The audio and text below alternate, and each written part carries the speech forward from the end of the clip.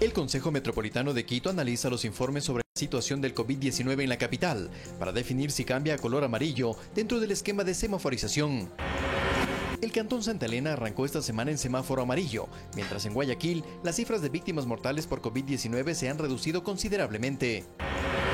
Analistas económicos recalcan la importancia del anuncio del presidente de la República de mantener como prioridad el sistema de dolarización en el Ecuador. El gremio del taxismo en Quito unificó el valor de la carrera mínima para las jornadas matutina o nocturna en $1. La resolución se adoptó para apoyar a la ciudadanía.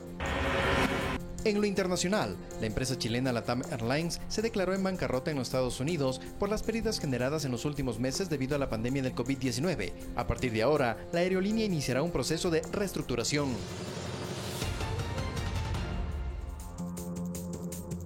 Iniciamos el desarrollo de las noticias. Durante su informe a la Nación, el presidente de la República, Lenín Moreno, ratificó que entre las prioridades en su último año de gestión estará el proteger la dolarización. Analistas compartieron su criterio sobre este tema. Proteger la dolarización es una de las prioridades del gobierno, así lo señaló el presidente Lenín Moreno en su informe a la Nación el 24 de mayo, tras destacar: para ello se requiere sanear las finanzas públicas, algo con lo que coincide el analista económico Pablo Lucio Paredes. Es bueno para la economía ecuatoriana y es bueno desde todo punto de vista, así que tenemos que seguir dolarizados. Sin embargo, Paredes afirma que el gobierno deberá evitar dos acciones para que en el país se mantenga la dolarización. Las dos tentaciones son las que hay que evitar: que el gobierno quiera tomarse el dinero nuestro en la banca, o que el gobierno quiere emitir papelitos que no son dólares. El presidente en eso tiene razón. Para evitar esas dos tentaciones tiene que haber unas finanzas públicas sanas, digamos. Con este criterio coincide el economista José Hidalgo. Yo creo que las medidas de recorte del gasto que anunció el presidente hace unos cuantos días son necesarias y justamente apuntan en ese sentido, no simplemente evitar un crecimiento infinanciable, digamos, del déficit, sino también sostener la dolarización. En el país también existe liquidez en la banca privada. El economista José Hidalgo desmiente los rumores de una salida masiva de divisas durante la crisis generada por la pandemia del coronavirus, con lo cual no existe la posibilidad de que se ponga en riesgo el sistema de dolarización. Las cifras no muestran eso. Yo creo que fue una interpretación malintencionada de algunos actores con intereses políticos. No se está viendo una salida masiva de dólares del país. No se está viendo tampoco una caída masiva de depósitos del sistema financiero. Entre marzo y abril cayeron apenas en 0,3%. En términos interanuales, los depósitos siguen creciendo en los bancos. Entonces no se está viendo esa masiva de la que hablan algunos sectores. Santiago Tello, Ecuador TV. En otro tema, créditos desde 500 hasta $500,000 se otorgará a los empresarios del sector turístico a través del programa Reactívate Ecuador, que busca potenciar a este sector afectado por la pandemia del COVID-19. El objetivo principal de esta iniciativa es la conservación de empleos y el promover que más turistas nacionales y extranjeros visiten el Ecuador con las normas de bioseguridad necesarias. El sector turístico del Ecuador y del mundo es uno de los más afectados por la pandemia del coronavirus. Según datos del Ministerio de Turismo, el 95% está conformado por MIPYMES y el confinamiento ha complicado la generación de recursos en este sector. Frente a ello, esta cartera de Estado lanzó el programa de créditos Reactívate Ecuador, que tendrá 3 ejes. El primer eje es la reactivación de destinos, mediante el desarrollo de un plan de turismo interno y un programa de turismo rural y de naturaleza. El segundo eje tiene que ver con los protocolos de bioseguridad construidos por el Ministerio de Turismo en coordinación con varias instituciones públicas y el apoyo del sector privado y de los gremios turísticos.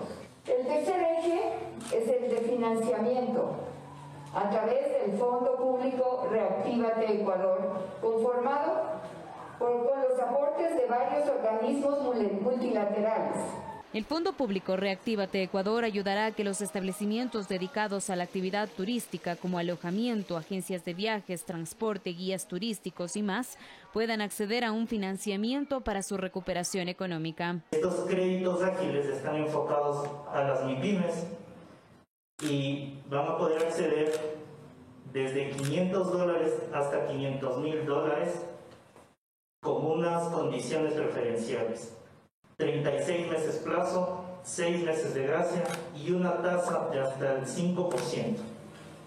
Con esto vamos a poder destinar créditos para cubrir 6 meses de pagos de nómina, capital de trabajo, y con eso vamos a poder reactivar. Máximo en 10 días haremos el desembolso. Sabemos que el concepto general es reactivar todo el sistema productivo y sobre todo sostener el empleo. Se espera que más de 29.000 establecimientos turísticos a nivel nacional sean quienes se beneficien del Fondo Reactívate Ecuador. Carla Arcentales, Ecuador TV. La Gobernación del Guayas, en conjunto con la empresa Arca Continental, iniciaron el programa Reactivación Segura de Tiendas de Barrio. Durante un recorrido se realizó una capacitación y se hizo la entrega de kits de bioseguridad. Las pequeñas tiendas de barrio a nivel nacional se han ido reactivando paulatinamente. En este marco, la empresa Arca Continental, que dota de productos a estos locales, emprendió una iniciativa para la reactivación segura. Esto se hizo de la mano de la Gobernación del Guayas. Van a poder, tener y brindar todas las precauciones necesarias para que ellos puedan seguir atendiendo. No solamente eso, sino que se está fomentando al microempresario. Son 12.600 kits de bioseguridad que se entregarán a nivel nacional. 6.600 en Quito y 6.000 aquí en Guayaquil. Incluyen mascarillas, ventanillas de distanciamiento, gel antibacterial y también comunicación en el punto de venta. La entrega inició este martes en tiendas del Cantón Daule. En pequeñas tiendas como Comercial Manuelito, ubicada en el sector de La Aurora, en el Cantón Daule, las actividades nunca se detuvieron. Por ello, quienes atienden indican que la entrega de estos kits son fundamentales para su seguridad y la de sus clientes. Sí, es muy importante porque por la salud como para nosotros y para los clientes, para los que están llegando aquí, tomando las distancias adecuadas, creo que son 2 metros, y entonces así para poder salir adelante de esta pandemia que todos estamos pasando. Esto va de la mano de capacitación a los tenderos de barrio. De esta forma, la empresa privada y el gobierno nacional se unen para beneficiar a todos los ciudadanos, pero pensando en una reactivación segura. Para que puedan de una manera segura abrir todas sus tiendas y poder reactivar la economía. Hasta el 50% de las tiendas que trabajan con Arca Continental paralizaron sus actividades durante la emergencia. Actualmente el 80% ha retomado sus operaciones. Luis Alfredo Zúñiga, Ecuador TV.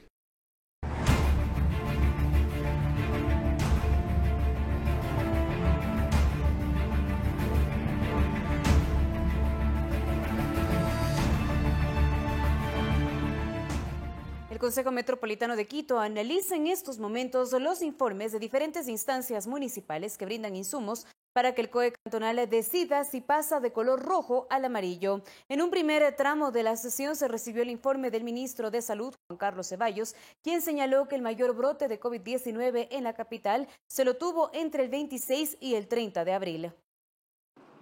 Este martes es clave para la economía de la ciudad y de las familias del Distrito Metropolitano de Quito.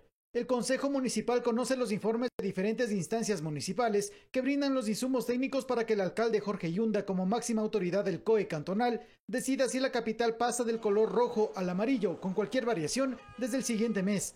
En primera instancia, el ministro de Salud, Juan Carlos Ceballos, explicó que al cumplir 70 días de aislamiento social obligatorio, el mayor brote de contagio por COVID-19, Quito lo vivió entre el 26 y 30 de abril.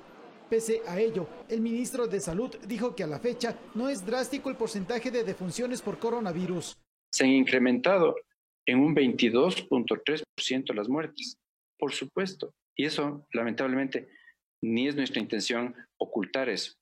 Acotó que el sistema de salud está preparado para atender casos que requieran hospitalización o camas en las unidades de cuidados intensivos de hospitales del Ministerio de Salud como del IES. ¿Hubo una planificación del Ministerio de Salud? Sí.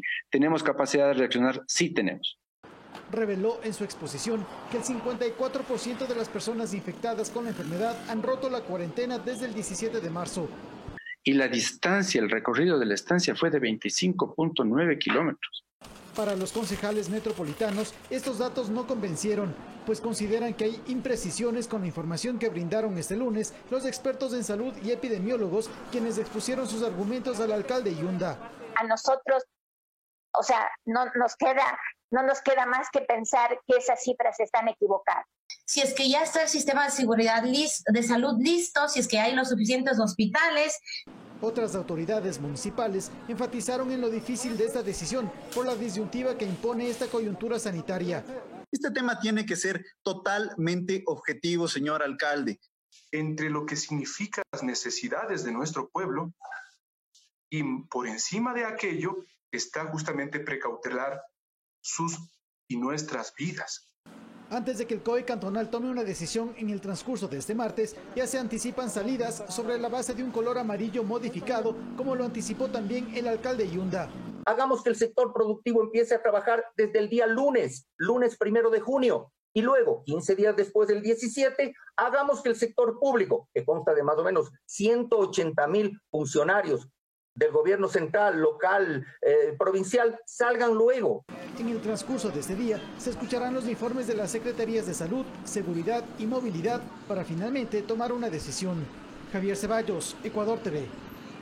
Nos trasladamos ahora al Cantón Santa Elena, que arrancó esta semana en semáforo amarillo, mientras que en Guayaquil en los últimos días las cifras de víctimas mortales por COVID-19 se redujeron considerablemente. Después de un mes de haber sido contagiados, Elsa y Washington son dos santaelenenses que por fin pueden contar como sobrevivientes del COVID-19. Parece que ya era el último día de mi vida, parece que yo me iba a morir. Esto sí que es bien feo, esta enfermedad. Hace un mes me hice la prueba, me salió positivo. Y hoy día fue la segunda prueba, me salió negativo, ya estoy dada de alta. Y fiebre hasta 38 me cogió a mí. Pensaba que ya no podía levantarme en la cama, yo me levantaba prendiéndome de las paredes, porque yo soy diabético también. Gracias a esta brigada médica se ha salvado bastante gente. Con 350.000 habitantes y 280 fallecidos, el Cantón Santa Elena pasa a la lista de ciudades de la costa ecuatoriana que se encuentran en semáforo amarillo. Según el alcalde Otto Vera, se han tomado las medidas dispuestas por el COE Nacional, kits alimenticios, brigadas médicas e incluso cuentan con una radiografía para ubicar a los infectados. Hemos tratado con medicina de todo tipo para gente con enfermedades catastróficas, hipertensas, diabéticas, a cerca de 17.000 personas. Hemos hecho cerca de 6.000 y pico de pruebas y tenemos un saldo de 2.000 y pico de infectados. Tenemos sus datos, tenemos su número de teléfonos, en qué barrio viven, en qué comunidad viven, y ahí tenemos ya montado un operativo en el cual la base fundamental es el apoyo de dirigentes barriales, comunales, con el cual nosotros supervigilamos y monitoreamos el hecho del aislamiento de estas personas. La reapertura de negocios se dará conforme cumplan las normativas establecidas. Un ejemplo es Sara Fuentes, vendedora de Quaker, quien está equipada con todas las medidas de bioseguridad. Como usted me ve, he tenido que salir a trabajar porque hay que comer. No hay dinero, hay que salir a buscarse la vida normalmente, para nosotros normalmente. Pero está siempre y cuando el peligro, ¿no? En Guayaquil, la ciudad más afectada por la pandemia, mientras se da la reactivación económica, según un muestreo del Comité de Emergencias por Coronavirus, en los últimos 10 días se han registrado cifras de mortandad que van desde 1 a 0 fallecidos. Mariuxi Buenaño, Ecuador TV. Y en Cuenca, el tranvía inició su fase de operaciones como parte de un plan de formación ciudadana para que se familiaricen con el uso y funcionamiento de este nuevo medio de transporte. El inicio de operaciones se enmarca en el proceso de reactivación productiva de la ciudad bajo los parámetros establecidos en el semáforo amarillo que entró en vigencia esta semana. En Cuenca, este lunes 25 de mayo, el tranvía se puso en marcha. Inició su fase de paulatina de operaciones comerciales, misma que forma parte del proceso de reactivación productiva de la ciudad dentro de la emergencia sanitaria por el COVID-19. Esta fase va de la mano de un periodo de formación ciudadana para que se familiarice con el uso y funcionamiento de este nuevo medio de transporte. Así lo indicó el alcalde de Cuenca. Vamos a tener al menos 60 días donde la ciudadanía va a entender cómo es el funcionamiento, a diferencia de un momento dado cuando se hacía, digamos, la vuelta de carrusel.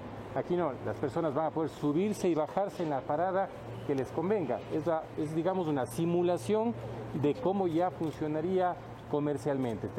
De acuerdo a la alcaldía, durante la semana del 25 al 30 1 de mayo circularán 8 unidades. El horario será de 6 de la mañana a 20 horas. La frecuencia de circulación es de 10 minutos. Los horarios se ajustarán de acuerdo a la semaforización de la ciudad, indicó Carolina Ormaza, directora del Tranvía de Cuenca. Vamos a tener mensajes en las paradas en las que nos van a ir guiando de ese buen comportamiento, el uso de la mascarilla, la desinfección de las manos, el distanciamiento en el interior de las unidades también ya está con la señalética correspondiente. Y en cada una de las paradas irá recordándonos ese mensaje. Este sistema de transporte público respetará la capacidad máxima del 30%.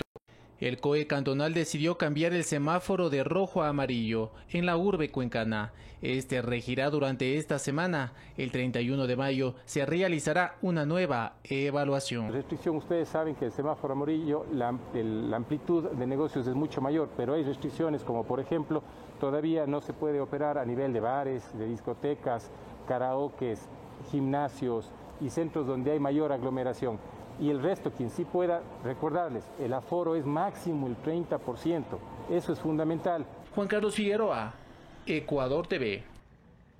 Desde el 1 de junio, los vuelos en el país se podrán reanudar con el 30% de las frecuencias autorizadas. En el aeropuerto de Quito se avanza con varias acciones como la colocación de 500 dispensadores de gel desinfectante y señalética especial. Todas las terminales aéreas del país tienen listos sus procedimientos de seguridad de acuerdo a su tipo de operación e infraestructura, protocolos de ingreso y salida de pasajeros. Solo se reactivarán el 30% de frecuencias autorizadas. Con un porcentaje muy bajo de sus operaciones habituales, con menos rutas de las que estábamos acostumbrados antes del cierre, antes de la limitación de los vuelos de pasajeros comerciales. Vamos a seguir analizándolo. Todos deberán contar con la señalización adecuada para que las personas puedan identificar las medidas de distanciamiento social. En el aeropuerto de Quito se implementan varias acciones para el efecto. También se ha colocado señalética en el piso para marcar la distancia que deben tener las personas o que deben guardar las personas en las áreas de fila. Existen pantallas también protectoras de vidrio en los mostradores de chequeo de las aerolíneas, en los mostradores de migración. Es importante que los pasajeros lleguen con su boleto aéreo impreso previamente para evitar contacto con otras personas. Lleguen ya con su pase de abordar físico, ya sea impreso en papel o sea también en su teléfono celular, pero si no lo han podido hacer por cualquier circunstancia, sí van a estar disponibles las máquinas de autochequeo. El ingreso a los aeropuertos se permitirá solo para las personas que presenten su boleto aéreo y solo en el caso de que el pasajero necesite asistencia se permitirá el ingreso de un acompañante hasta el counter de registro. En ambos casos y en todo momento deberán usar mascarilla y guantes. Mientras tanto, las aerolíneas deberán garantizar las medidas de desinfección durante todo el vuelo y especialmente durante la atención a los viajeros. Controlarán que se mantenga el distanciamiento social de 2 metros. Verónica Rivadeneira, Ecuador TV. La carrera mínima en taxis en las jornadas matutina o nocturna en Quito costará $1. El gremio adoptó la resolución para apoyar a la ciudadanía y para ser más competitivos ante la ausencia de buses y transporte urbano. Además, buscarán implementar una forma electrónica de pago. Por 90 días, es decir, por 3 meses, los taxis del Distrito Metropolitano de Quito cobrarán $1 por la carrera mínima, tanto en la jornada matutina como nocturna. Lo hacen en apoyo a los habitantes por la crisis y para recuperar las pérdidas generadas ante la paralización de operaciones. A partir del paso a semáforo amarillo no implica reprogramar en ningún taxímetro porque como es por 3 meses. Para nosotros recuperar ese nicho de mercado que perdimos al haber subido a 1.45, que son los estudiantes y las personas de la tercera edad. Sin embargo, Valdés, presidente de los taxis ejecutivos, pedirá que la aplicación de la nueva tarifa incluso rija si la ciudad no cambia de color de semáforo. De que nosotros con semáforo rojo podamos prestar el servicio. Desde octubre de 2015 hasta la fecha, el valor de la tarifa mínima en la mañana es de $1.45 y en la noche de $1.75. Si pasa de 1.45 ya será la tarifa normal. Carlos Brunis anunció que su requerimiento sobre el incremento de días de circulación de vehículos del gremio al Comité de Operaciones de Emergencia Nacional fue aprobado. En que los lunes, miércoles y viernes puedan laborar las placas cuyo dígito termine en número par. Martes, jueves y sábado los dígitos cuyas placas terminen en número impar para todo el taxismo del país. Y que habría sido modificado el número de pasajeros a 3 personas, incluidas el dueño del vehículo. El COVID-19 también ha golpeado al gremio, ha cobrado vidas. A nivel nacional tenemos 284 compañeros taxistas que han fallecido. Señalan que una de las hipótesis de contagio es el manejo de dinero físico. Por ello analizan implementar un nuevo mecanismo de cobro con dinero electrónico. Valeria Villarroel, Ecuador TV. Enseguida revisemos las cifras de COVID-19 hasta el momento en el país. El Ministerio de Salud Pública informó que se tomaron muestras entre PCR y pruebas rápidas a 106.991 personas. Existen 3.560 pacientes recuperados, 3.981 casos con alta hospitalaria, 10.606 con alta epidemiológica, 47.693 casos descartados, 37.656 contagiados, 3.221 personas fallecidas. Las provincias que registran mayor contagio son las siguientes: Guayas 13.862, Pichincha 3.626, Los Ríos 1.400, El Oro 1.050 y Azuay 810 casos de COVID-19.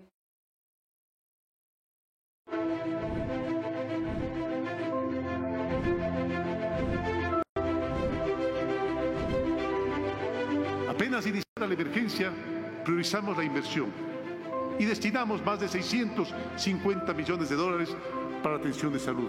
E iniciamos de manera paralela la protección a los más vulnerables. Creamos el bono de protección emergente, un bono de protección familiar al que destinamos $45 millones para atender a 950.000 familias. 2 millones de ecuatorianos recibieron atención en la plataforma 171 y la aplicación Salud-E. Nuestras iniciativas tecnológicas fueron reconocidas por organismos internacionales como la CEPAL, como la OEA. El gobierno de todos.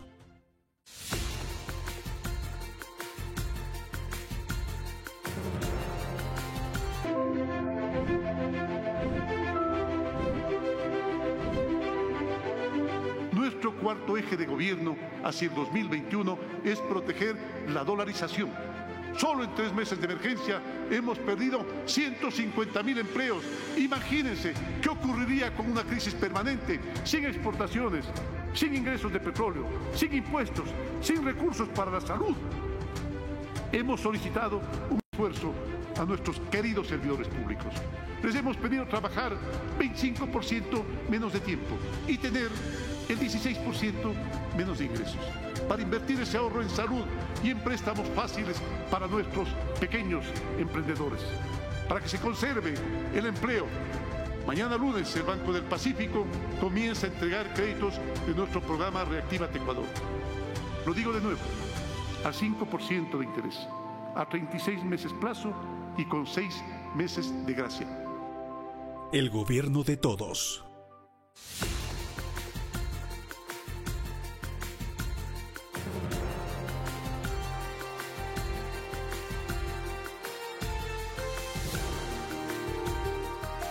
Estamos de regreso con más información. Según el Consejo de la Judicatura, durante los meses que lleva la emergencia sanitaria, las transacciones y los valores recaudados por pensiones alimenticias disminuyeron con respecto al año anterior. Esta realidad vulnera los derechos de los menores de edad que dejan de contar con recursos para alimentación, salud y educación.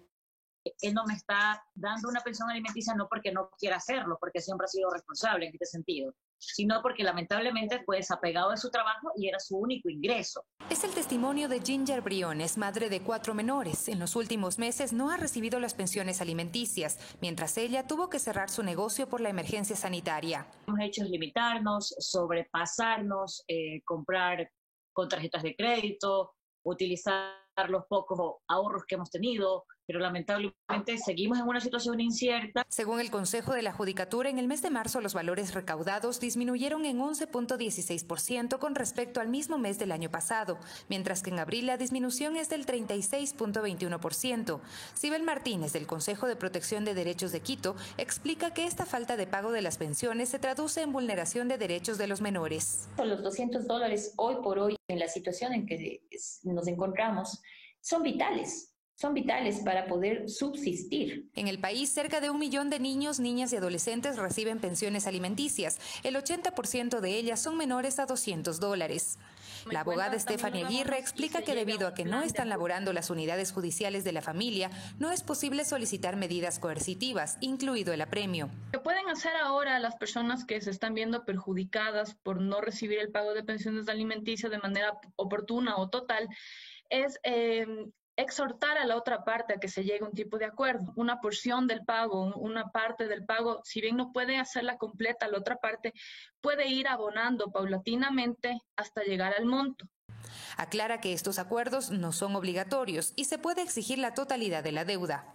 Que no se llegue a un acuerdo, lo que corresponderá es que el juez utilice todas las medidas coercitivas que le da la ley, ejemplo, prohibición de salida del país, retención de fondos. Según Aguirre, hay otra dificultad que se genera por la imposibilidad de presentar incidentes de reducción de pensiones en el caso de pérdida de empleo o reducción de ingresos. Estas deudas siguen creciendo, lo cual tampoco les va a beneficiar a ellos porque una vez que se termine la pandemia, van a tener que pagar todas las pensiones alimenticias retrasadas. Sí, va a haber una ola, efectivamente, de incidentes respecto a rebajas de pensiones, pero por otro lado también analizar la imposibilidad manifiesta de pagar esas pensiones. Es decir, hay mucha gente que podría tener la voluntad, pero no tiene el dinero. Frente a esto, desde el Consejo de Protección de Derechos se hace un llamado a que el Estado actúe tomando medidas adecuadas para evitar una crisis humanitaria de grandes proporciones. Sofía Montoya, Ecuador TV. La utilización de la bicicleta como alternativa para transportarse durante la emergencia sanitaria generó que el municipio de Quito se desarrolle un sistema que lo conecte con el servicio público y puedan realizar viajes más extensos. La vida tras la emergencia sanitaria sin duda que es diferente.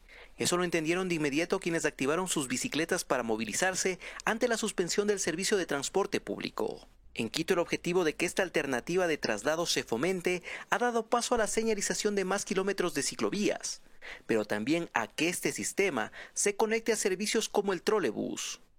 Nuestra intención es brindarle al ciudadano la mayor cantidad de posibilidades para que se pueda movilizar en esta situación compleja que vamos a vivir.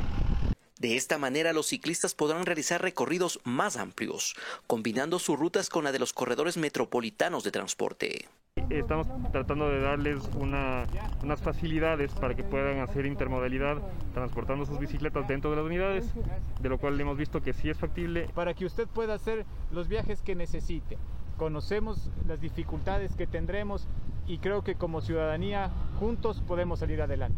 Las restricciones en la capacidad de ocupación de las unidades determina también espacios más amplios para los ciclistas y sus vehículos alternativos, los cuales hasta sirven como mecanismo de distanciamiento entre los usuarios.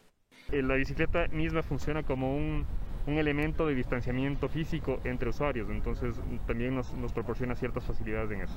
Las mediciones ya se han realizado en este mecanismo de transporte que cuenta con las señalizaciones necesarias para arrancar la nueva fase de movilidad, cuando las autoridades nacionales y cantonales así lo determinen. Alex Llanos, Ecuador TV. En las últimas semanas, el uso del Internet en los hogares aumentó debido al aislamiento social por el COVID-19. En la siguiente nota les presentamos varios tips para no saturar el Internet durante las clases virtuales y el teletrabajo.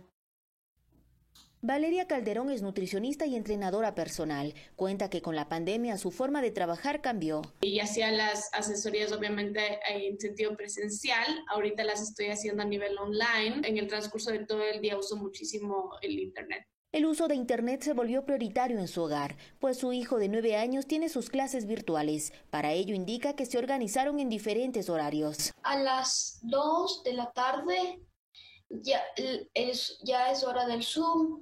Cuando se termine el Zoom, yo sé hacer algunos deberes de la anterior semana. Luego ya puedo jugar. Cada uno ya sabe como el horario en el que es más pico para cada uno y más importante estar online.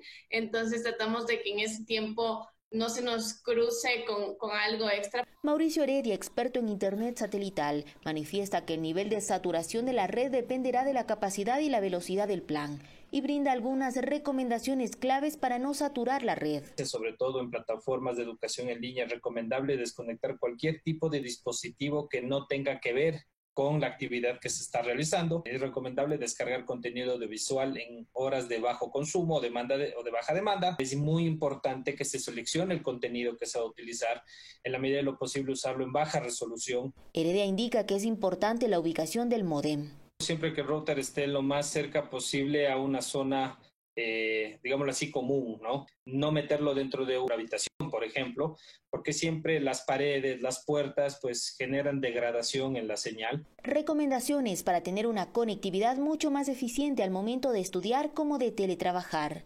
Olga Velasco, Ecuador TV.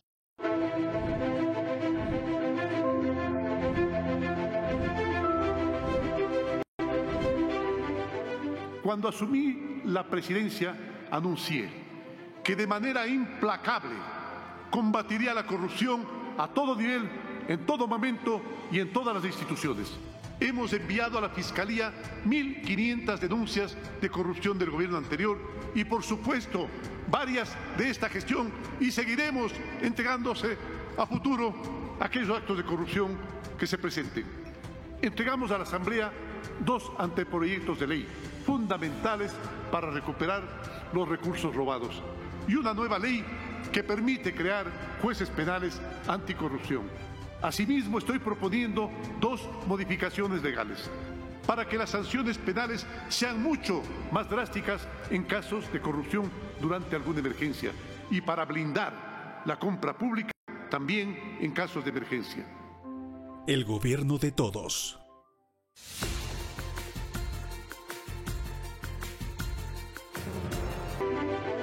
Continuaremos con los programas de alimentación, con los programas de textos y con los programas de uniformes escolares.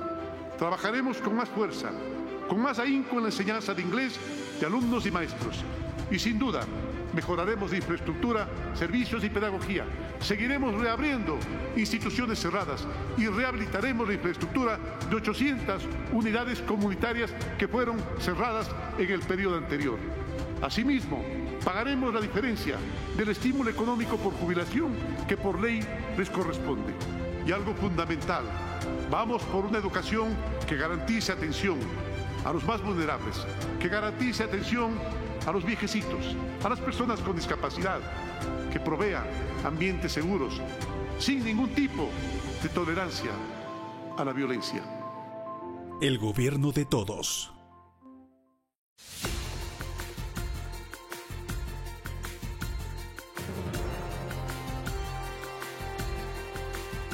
Gracias por su preferencia. Les contamos a continuación que en Guayaquil representantes de una farmacéutica china donaron al Ministerio de Salud Pública medicinas naturales para combatir el COVID-19. La dotación también llega a varias comunas de la provincia del Guayas.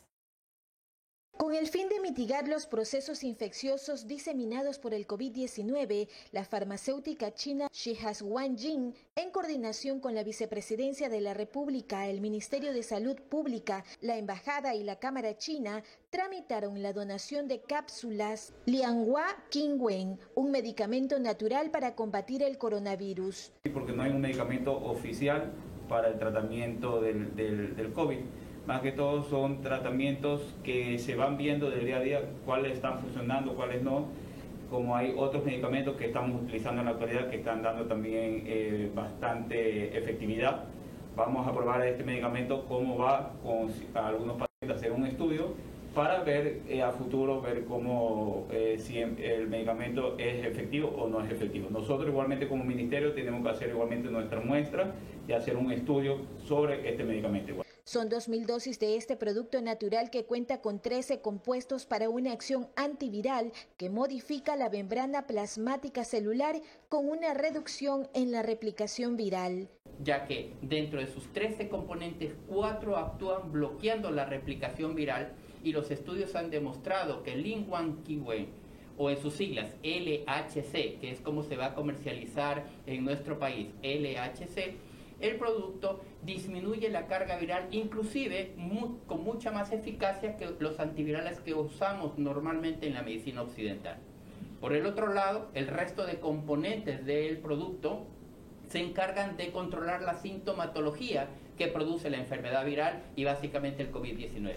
Así, tiene su efecto antipirético, es decir, contra la fiebre, el malestar, el dolor, ¿no?, contra la tos. También un antiagregante plaquetario, lo que hace o permite que evite las complicaciones típicas de un tromboembolismo pulmonar provocado por una neumonía y por las toxinas que se generan en un proceso viral.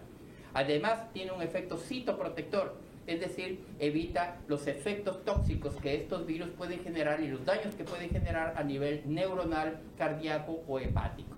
Las cápsulas podrán ser suministradas a los pacientes que se encuentren en la primera semana de contagio con el respectivo seguimiento de un médico. Según los epidemiólogos, este medicamento de origen natural se usó en la ciudad de Wuhan, en China, y fue suministrada con éxito, logrando superar los síntomas del virus hasta 72 horas después de haber suministrado la dosis. Mariuxi Buenaño, Ecuador TV. En más noticias, el Consejo de la Judicatura creará una nueva unidad judicial de violencia de género en las Islas Galápagos tras el femicidio de Jennifer el pasado 11 de mayo en el archipiélago. Este nuevo servicio ciudadano funcionará en la isla Santa Cruz. En las islas, el 70% de mujeres no denuncia los maltratos. Si nos tocan a una, nos tocan a todas. Justicia para Jennifer. Exigimos justicia para Jennifer. Justicia para Jennifer. Justicia para Jennifer. Justicia para Jennifer. Ese fue el pedido de las mujeres en Galápagos ante el femicidio de Jennifer. La joven madre de 33 años fue asesinada el pasado 11 de mayo en la isla Santa Cruz. Su expareja sentimental, Luis Eduardo D., fue detenido y el caso se encuentra en investigación previa por 30 días. Ante este hecho, el Consejo de la Judicatura de Galápagos creará la unidad de violencia de género, que funcionará en la isla Santa Cruz. En el archipiélago, solo un 30% de mujeres denuncia los maltratos. El restante se queda callada. El 70% se evidencia que no se judicializa, es decir, no llegan a las puertas de nuestros jueces, a las puertas del servicio judicial. Para las autoridades, el caso de Jennifer permitió revelar una realidad que estaba oculta. Es importante que contemos con una autoridad jurisdiccional como es un juez especializado, porque no únicamente se garantiza el cumplimiento de la norma, se garantiza el debido proceso, sino adicionalmente se puede garantizar temas como la no revictimización. Se ha evidenciado durante los últimos días, a raíz del caso de Jennifer, que se sienten mucho más cercanas. Tenemos mayor número de denuncias y eso es muy importante. A futuro, el Consejo de la Judicatura espera crear más unidades judiciales de violencia de género en el resto de las islas. María Elena Vaca, Ecuador TV. Familiares y amigos exigen justicia por la muerte de Cristian R., un joven que falleció en un accidente de tránsito que ocasionó a una persona que circulaba sin salvoconducto y evadió un control policial. El siniestro ocurrió en el sector de Huangopolo, en Quito. Irónicamente, no fue el coronavirus que cegó la vida de mi hermano, sino la irresponsabilidad e inconsciencia. Son algunas de las palabras que publicó en sus redes sociales la hermana de Cristian R., ante la indignación de ver cegada la vida de su ser querido. La parte delantera del vehículo Citroën de Cristian quedó completamente aplastada tras colisionar frontalmente con un automóvil tipo Jeep, cuyo conductor, según testigos, circulaba a exceso de velocidad, tras huir de un control policial por no contar con el salvoconducto. El siniestro ocurrió en el sector de Huangopolo, en Quito, el sábado pasado. De acuerdo a la información de familiares, después del accidente, Cristian deja en la orfandad a 2 niños, unos padres devastados y 2 hermanos y familiares que reclaman justicia para él. El sepelio se realizó de manera reservada este día lunes 25 de mayo. A través de la página de Facebook Justicia para Cristian, la familia pide no se publiquen nombres de las personas implicadas ni tampoco de servidores judiciales para salvaguardar la integridad del caso,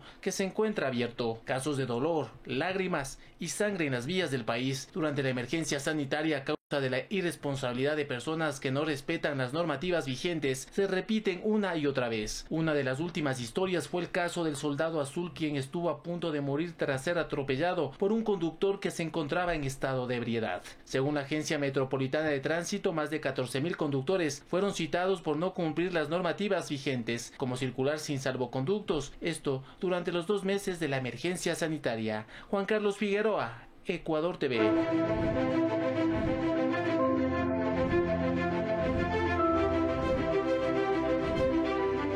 Ante el panorama negativo que heredamos en los sectores estratégicos, firmamos y renegociamos contratos petroleros por 3.500 millones de dólares. Dijimos basta a las concesiones mineras hechas a dedo. Dimos de baja a 200 concesiones y hoy exportamos oro y cobre. La minería será un motor de nuestro desarrollo, siempre y cuando sea responsable con la naturaleza, con las fuentes acuíferas y con las poblaciones que viven en sus alrededores. Una gran noticia es que exportaremos a Colombia de manera permanente electricidad por un valor de 100 millones de dólares anuales. También invertimos 1.000 millones en vialidad y atrajimos 700 millones de dólares para concesiones portuarias. El gobierno de todos.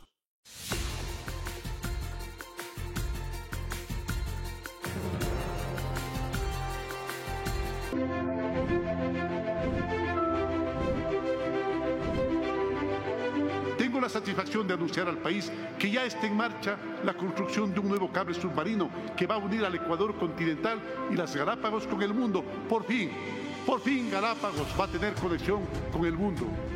Este proyecto se ejecuta con una inversión privada.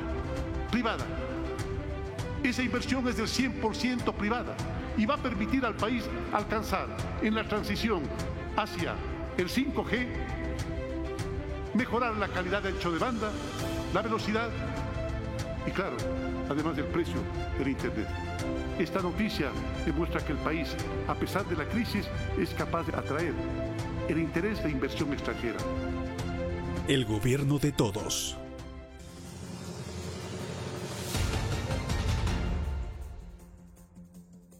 Iniciamos el desarrollo de las noticias. El mundo. Aerolíneas internacionales toman medidas para sobrevivir a la crisis ocasionada por el coronavirus. Este martes, LATAM Airlines, la aerolínea más grande de Latinoamérica, se declaró en quiebra, mientras que en Alemania la emblemática empresa Lufthansa, también afectada por la suspensión de vuelos, recibirá 9.800 millones de euros por el Estado para evitar su cierre. Luego de casi 4 meses de pérdidas, las aerolíneas se ven obligadas a hacer ajustes para no desaparecer. La empresa chilena LATAM Airlines, por ejemplo, anunció este martes una reorganización de sus finanzas para asegurar su sostenibilidad a largo plazo.